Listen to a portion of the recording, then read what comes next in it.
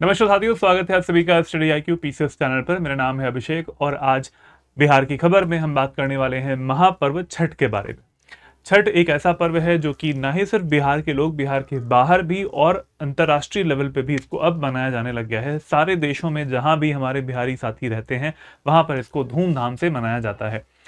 हम बात करने वाले हैं कि पटना में क्या तैयारियां हो रही हैं, पटना के जो घाट हैं वहां पर क्या क्या तैयारियां हुई हैं, क्या क्या मेकओवर मिला है पटना के घाटों को, आज हम इस वीडियो में जानने वाले हैं। तो शुरुआत से अंत तक जरूर वीडियो को देखिएगा क्योंकि यहाँ पर आपको बहुत सारी इंफॉर्मेशन मिलने वाली है जो कि पटना के घाटों के बारे में रहने वाली है।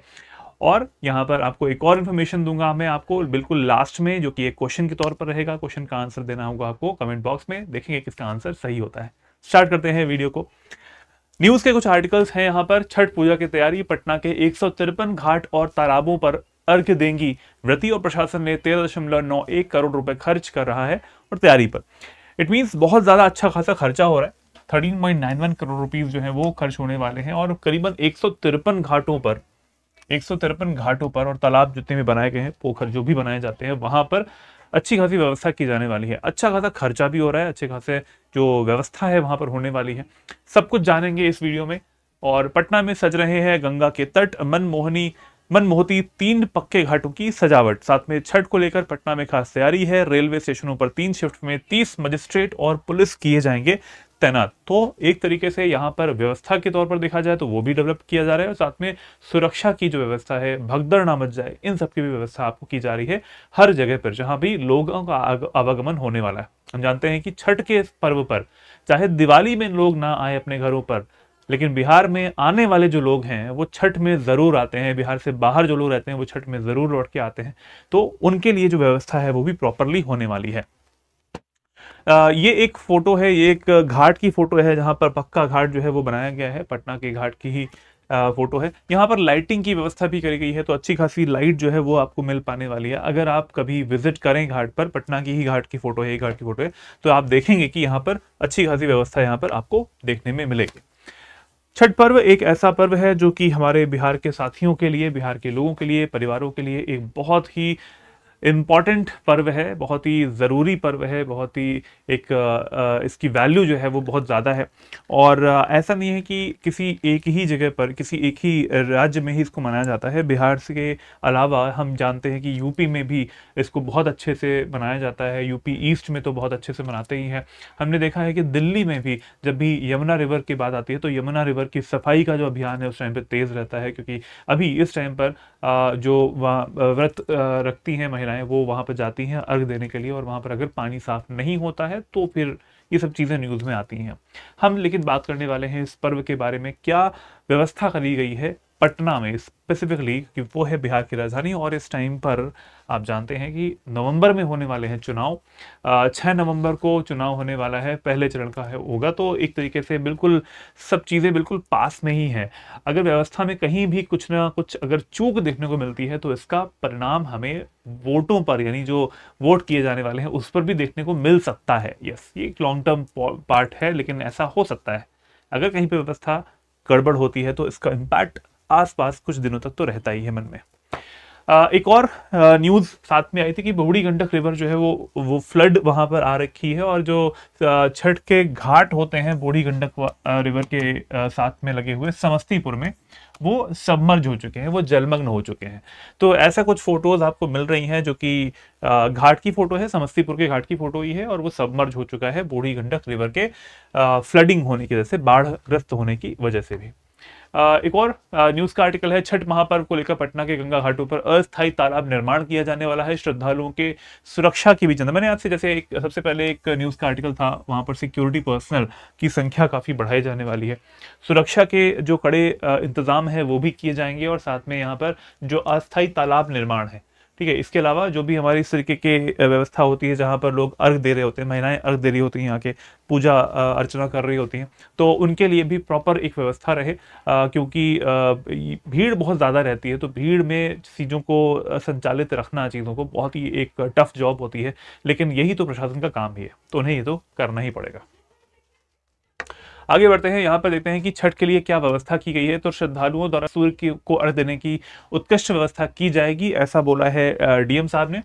सभी बुनियादी सुविधाएं उपलब्ध होंगी, जिनमें क्या क्या चीजें शामिल हैं। स्वच्छ पेयजल की जो व्यवस्था है वो रहने वाली है। पुरुषों और महिलाओं के लिए अलग अलग चेंजिंग रूम्स रहने वाले हैं, चेंजिंग रूम्स की प्रॉपर व्यवस्था रहेगी। पर्याप्त प्रकाश की व्यवस्था रहेगी, क्योंकि हम जानते हैं कि जो समय होता है वो बिल्कुल शुरुआत का सुबह का भी समय होता है, तो वहां पर लाइटिंग की प्रॉपर व्यवस्था होने वाली है। प्रॉपर तरीके से वहां पर कहीं भी प्रकाश नहीं हो, ऐसा नहीं होने वाला है। शौचालय और जितने भी मूत्रालय की व्यवस्थाएं हैं, यानी जितने भी हमारे ऐसी व्यवस्थाएं होती हैं जहां पर गंदगी फैल सकती है, अगर वो नहीं रहा तो डेफिनेटली उसकी भी व्यवस्था की जाने वाली है। सुरक्षा के लिए वॉच टावर रहेगा, सीसीटीवी कैमरास भी रहने वाले हैं यहाँ पर, जैसे कि आपकी रिकॉर्डिंग्स जो है वो होती रहती है, सर्विलांस होता रहता है, कोई भी अगर प्रॉब्लम उठ सकता है तो उससे भी। गंगा घाटों पर भीड़ बहुत अधिक हो जाती है और गहरे पानी, तेज बहाव, कटाव के कारण कई घाटों पर डूबने की घटनाएं पहले भी हो चुकी हैं। तो क्योंकि बहाव तेज है, ठीक है, क्योंकि बहाव तेज रहता है, बहाव का तेज होने की वजह से जो लोग थोड़ा सा आगे की तरफ बढ़ गए, महिलाएं सब चीज़ें जैसे थाली वाली है वो सब लेके भी जा रही होती हैं, तो वो अगर ऐसा हो गया कि वो अपने आप को संभाल नहीं पाए, तो इसके लिए प्रॉपर व्यवस्था रहती है ना। वहाँ पर एक अलग से एरिया कवर कर दिया जाता है और वहाँ पर महिलाएं आराम से वहाँ पर अपनी जो पूजा अर्चना कर सकती हैं। तो ये एक बड़ी अच्छी चीज़ है जो कि व्यवस्था के तौर पर की जाने वाली है। पटना के 153 घाट और तालाबों पर होगी छठ पूजा की व्यवस्था। 153 नंबर मैंने आपको शुरुआत के न्यूज के आर्टिकल में दिखाई दिया था।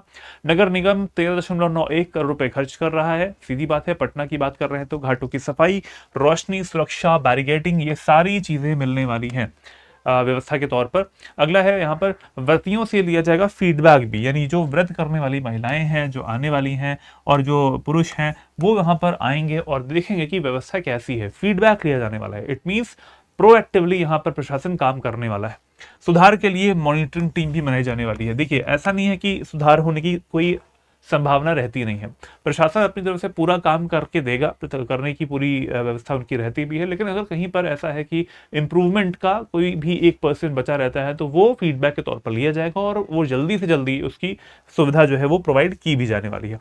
इसके साथ साथ मुख्य घाटों पर एनडीआरएफ व गोताखोरों की टीम भी तैनात रहेगी। अगर कहीं पर भी डूबने की या फिर बहाव में बहने की कुछ भी घटनाएं आती हैं तो हमारी टीम्स वहां पे ऑलरेडी अवेलेबल रहने वाली हैं, जिससे कि कोई भी ऐसी दुर्घटना ना हो पाए। और व्यवस्था आती है यहाँ पर व्यक्तियों से फीडबैक लेने की व्यवस्था की जाएगी ताकि अगले वर्ष तैयारियों में और सुधार लाया जा सके। जिला प्रशासन ने मॉनिटरिंग टीमों की भी जिम्मेदारी सौंपी है और सभी घाटों पर तैयारी की निगरानी की जाने वाली है। इसके अलावा अगर आप देखें घाटों के बारे में तो मुख्य घाट कौन से हैं? कलेक्ट्री घाट आपको मिल रहा है, एनआईटी घाट मिल रहा है, कुर्जी, दीघा और घाट नंबर 94 पर विशेष सुरक्षा व्यवस्था के इंतजाम किए जाने वाले हैं। भीड़ नियंत्रण के लिए पुलिसकर्मियों और एनडीआरएफ की तैनाती भी की जाएगी। तो बहुत सारे यहाँ पर घाटों को सुसज्जित किया जा रहा है, इंप्रूवमेंट्स किए जा रहे हैं, वहाँ पर जो फैसिलिटीज़ हैं वो प्रोवाइड की जाने वाली हैं।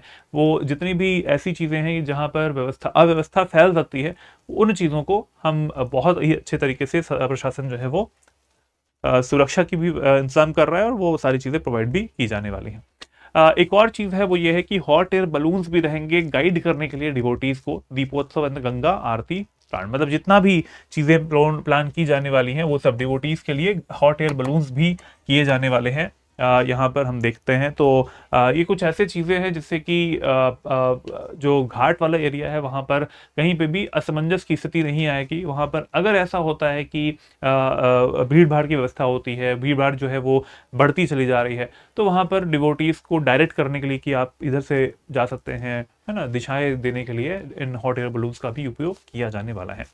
तो ऐसे न्यूज़ के आर्टिकल्स आप देख पा रहे हैं आजकल बहुत ज़्यादा आए हुए हैं। और भी कुछ प्रिपरेशंस हैं जैसे कि चेंजिंग रूम्स 355, पैसेंजर शेड्स 14 मिलने वाले हैं, वॉच टावर्स 154 है, 106 यहाँ पर कंट्रोल रूम है, ऑक्सिलरी कंट्रोल रूम्स 13 है।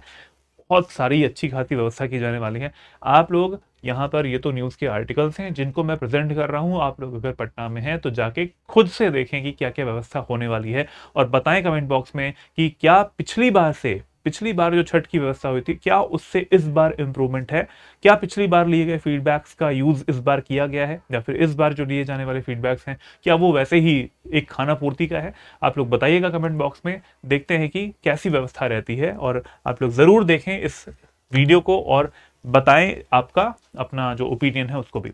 आज का एक क्वेश्चन ले लेते हैं। क्वेश्चन ये कह रहा है कि भारतीय मौसम विभाग का मुख्यालय कहाँ पे है। ये मैंने पिछले वाले बिहार की खबर में पूछा था आपसे। तो भारतीय मौसम विभाग का जो मुख्यालय है वो आपको न्यू दिल्ली में मिल रहा होता है। आज का क्वेश्चन है ये, इसका आंसर देना है आपको कमेंट बॉक्स में। छठ पूजा मुख्य रूप से किस हिंदू देवता को समर्पित है? भगवान शिव, भगवान विष्णु, सूर्य देव या फिर भगवान कृष्ण? इनमें से ऑप्शंस दिए गए हैं, आपको आंसर बताना है कमेंट बॉक्स में, ए, बी, सी या फिर डी। देखते हैं किसका आंसर सही रहता है। मुझे लगता है कि हर घर में सभी को पता होगा इसका आंसर।